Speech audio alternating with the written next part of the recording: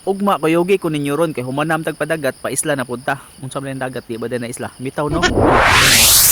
So hi video. Video ni. Kit. Amuha din ang itugway ning sakayan diri sa kaunasan kay ang dagat gamay pa man. Ang tripping na to for today's video mga tol, maguyod-guyod og bangka padung dito sa laut.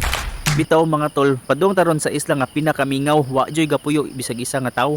Tirada na to karon kay medyo kilom-kilom naman ning dagan sa panahon. Maguyod og bangka, mao ni ato ang gamiton.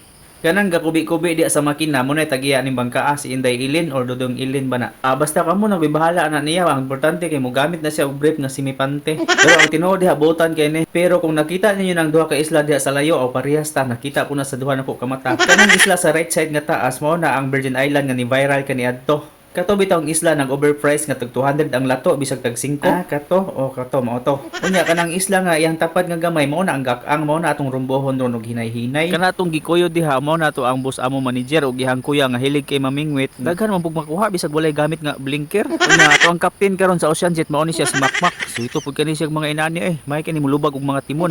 Isa ra niya kabitik dagan na ditso way atik. Ang problema ug asa na tong duha ato ako nung lion og nisunod pa ba.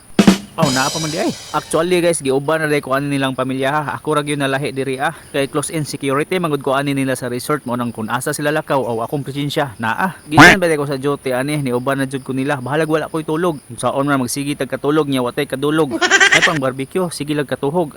Buta toy. Grabe kalinaw ang dagat ron diri mga tol, wa gyud bawd-bawd. Unya ang mga swaki og tuyom diri daghan kayo. Purti pag yung mga anara dali kay dakpon. Tahi ra gyud diri og dito sa mga tuburan kay dito sa tuburan kusog kay manglangon. Mga bangos ko diri sa kanad imo harang gitikon, makasugba na ka. Mao nang duha ra sa among gikuha, mao may makaya. Parisan din ang bahaw nga gidani manager, nya napay tinakloban diri. Oy, unsa man Bi ablihi, oy paksiw.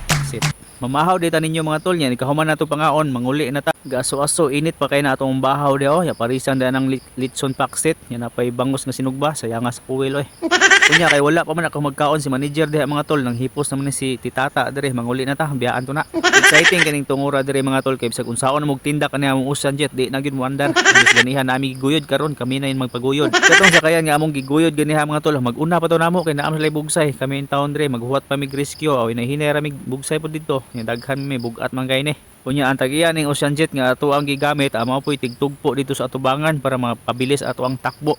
Makasibog pa man ta diri gamay kay makatugyad pa man ang sungkod diha o makabirada pa tag hinahinay. Ang problema ni abot sa laod di na matugyad iyahang tungkod dira unsaon lang ni ron turon. Tungod sa kahaytik sa ato ang panahon, nangayo dimig tabang na rescue dayon may pinaagi sa ato ang silpot. Gilingi-lingi dayon na ni Titata diha ang bana og hain na kay basin niya kunog adto tumudunggo sa pikas iskina. Kuyawan.